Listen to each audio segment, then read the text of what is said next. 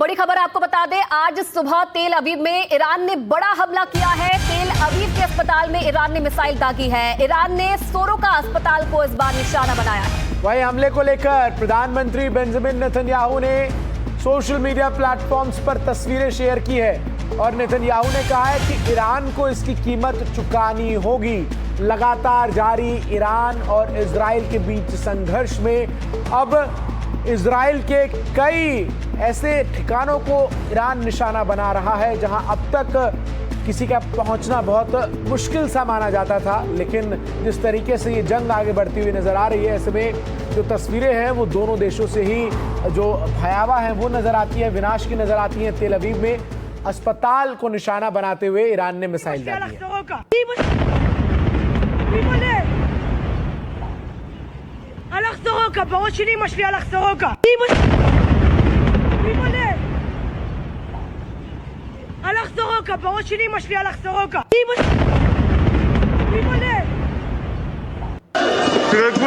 और ये अस्पताल के अंदर की तस्वीर हम आपको दिखा रहे हैं। कुछ देर पहले आपने धमाके की आवाज सुनी, किस तरीके से अस्पताल को निशाना बनाया गया ईरान की तरफ से। और ये वही अस्पताल है, आप अंदर देखिए, जो मरीज वहां पर थे, जो अस्पताल का स्टाफ वहां पर मौजूद था। इस हमले के बाद कैसे अस्पताल के अंदर अफरा तफरी का माहौल पैदा हो गया, इन तस्वीरों से आप समझ सकते हैं। मैं सीधा हमारे senior editor foreign affairs Uma Shankar Singh का रुख करता हूं, जो इस वक्त हमारे साथ जुड़ रहे हैं। उमा, ये जो अब जैसे जैसे युद्ध आगे बढ़ रहा है, उन तमाम जगहों को टारगेट किया जा रहा है जिन्हें अब तक ऐसा समझा जा रहा था कि यहां तक शायद ही कोई देश इजराइल में पहुंच सके, लेकिन जिस तरीके से इस अस्पताल को निशाना बनाया गया है, यानी नुकसान जो है वो दोनों तरफ है। जी बिल्कुल, देखिए जो ये सोरोका हॉस्पिटल है तकरीबन 1000 बेड का हॉस्पिटल है और इजराइल का एक बहुत ही अहम अस्पताल है जिसके ऊपर तकरीबन 10 लाख आबादी के लोगों के इलाज का जो दारोमदार है। अब इस हॉस्पिटल पे हमले के बाद ये हॉस्पिटल ने अभी काम करना बंद कर दिया है। लोगों से कहा गया है कि इस हॉस्पिटल को अभी ना पहुंचे क्योंकि यहाँ पे इलाज की सुविधा अभी फिलहाल उपलब्ध नहीं है, क्योंकि काफी क्षति जो है इस हॉस्पिटल को उठानी पड़ी है। जिस तरह से तेल अवीव पर हमले हो रहे हैं, ऐसे में बड़ी तादाद में जो लोग हैं वो जख्मी होकर भी इस अस्पताल में आते हैं। अब इस अस्पताल पे हमले के बाद जो इजराइल के प्रधानमंत्री नेतन्याहू हैं, उन्होंने साफ तौर पे धमकी दी है कि इसका खामियाजा जो सिविलियन हॉस्पिटल को निशाना बनाया गया है उसका खामियाजा ईरान को उठाना पड़ेगा। हालांकि ईरान की तरफ से इस तरह की दलील दी जाती रही है गैर आधिकारिक तौर पे कि जब गाजा में हॉस्पिटल पे हमले करता है इजराइल तो वो दलील देता है कि वहां से हमास ऑपरेट कर रहा है। और इससे पहले ईरान की तरफ से ये बात कही भी गई कि रिहायशी इलाकों से इजराइल जो है वो अपने वेपन्स को लॉन्च कर रहा है और यही वजह है कि उन रिहायशी इलाकों में भी ईरान के जो मिसाइल से वो आकर गिर रहे हैं। हालांकि ईरान के इस दावे को वेरीफाई नहीं किया जा सकता, लेकिन इतना जरूर है कि इजराइल को भारी क्षति उठानी पड़ी है। करीब 15 मिसाइल आज सुबह से अब तक दागी गई है इजराइल में, इस बात की जानकारी आई। बिल्कुल उमा, और जो तस्वीरें हैं वो इस बात की गवाही भी दे रही हैं कि आखिर किस तरीके से जैसे जैसे ये जंग आगे बढ़ रही है विनाशकारी परिणाम जो है वो नजर आ रहे हैं। दो तस्वीरें इस वक्त हम दर्शकों को दिखा भी रहे हैं। पहले जब धमाका हुआ उसके बाद किस तरीके से धुएं का गुबार जो है वो दूर से ही नजर आया और उसके बाद अस्पताल के अंदर जो है वो अफरा तफरी मच गई। और जो तीसरी तस्वीर है उसमें आप देख सकते हैं कि किस तरीके से तुरंत वहां से लोगों को जो है वो बाहर निकालने की कवायद जो है वो शुरू हो गई।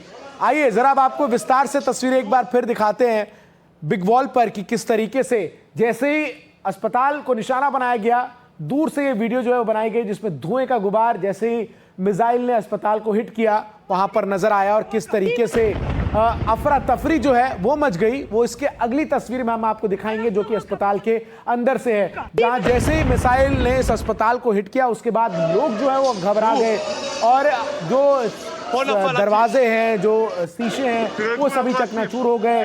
1000 बेड का ये अस्पताल था, इजराइल के सबसे बड़े अस्पतालों में से एक। ऐसे में अफरा तफरी का माहौल यहाँ पर नजर आया। लोग पैनिक मोड में एक जगह से दूसरी जगह भागते हुए खुद को सुरक्षित स्थान पर पहुंचाने की कवायद करते हुए नजर आए।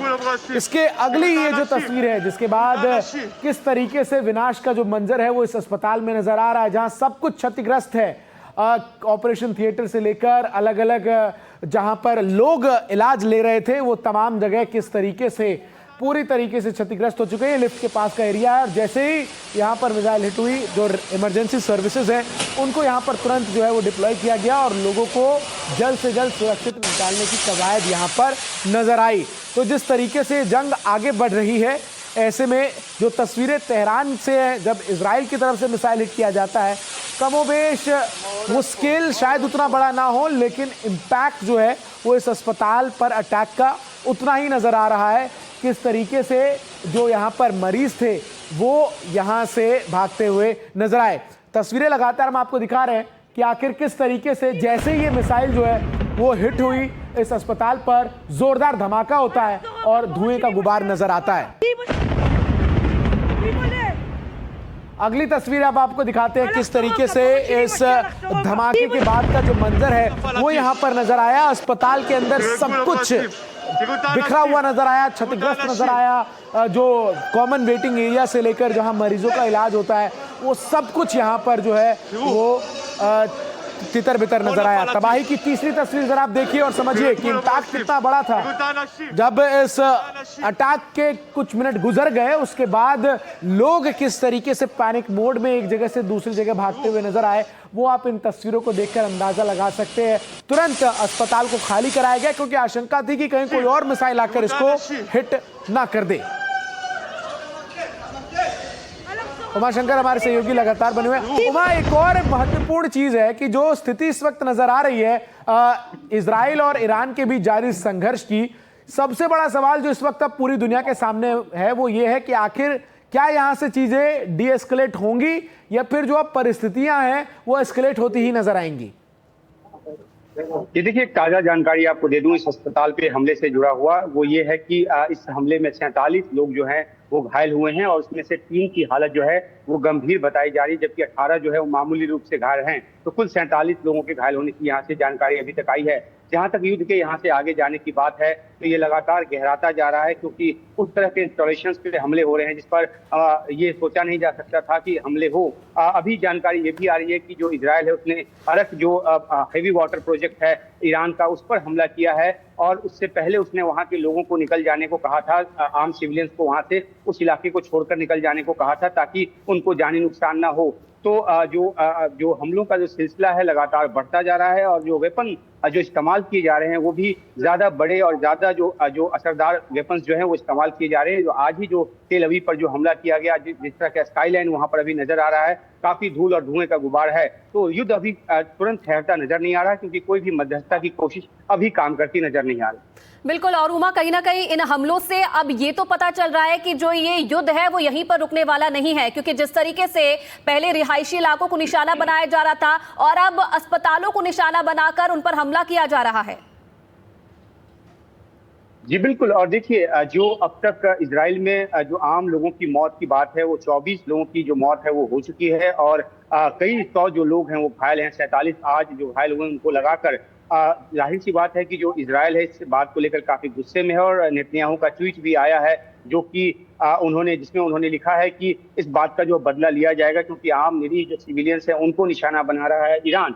लेकिन दूसरी तरफ ईरान की अपनी दलील रही है और उसका ये कहना है कि जो इजराइल के हमले हो रहे हैं उसमें 320 से ज्यादा जो वहाँ पे सिविलियंस हैं वो उसकी जद में आकर 224 से ज्यादा सिविलियंस की जद में आकर उनकी जान गई है और 1000 से ज्यादा जो है घायल हुए हैं। तो ये आरोप प्रत्यारोप का सिलसिला दोनों तरफ से चल रहा है और इस बीच युद्ध जो है रुकता तो नजर नहीं आ रहा फिलहाल। बिल्कुल। और लगातार ये जो 3 तस्वीरें दर्शकों को अब हम दिखा रहे थे और इससे पहले ये 2 तस्वीरें जो हैं उनके जरिए आप समझ सकते हैं किस तरीके से विनाश का मंजर है। बहुत बहुत शुक्रिया उमाशंकर आपका हमारे साथ जुड़ने के लिए, तमाम जानकारी दर्शकों तक पहुंचाने के लिए। अस्पताल जो है वो बुरी तरीके से क्षतिग्रस्त हो गया और जैसे ही मिसाइल ने हिट किया जोरदार धमाका सुनाई देता है और धुएं का एक गुबार आसमान में नजर आता है। और जैसा कि हमारे सहयोगी उमाशंकर ने बताया कि इजराइल के सबसे बड़े अस्पतालों में से एक था। ऐसे में ये अब बेंजामिन नेतन्याहू ये क्लियर कर चुके हैं कि इसके परिणाम ईरान को भुगतने होंगे।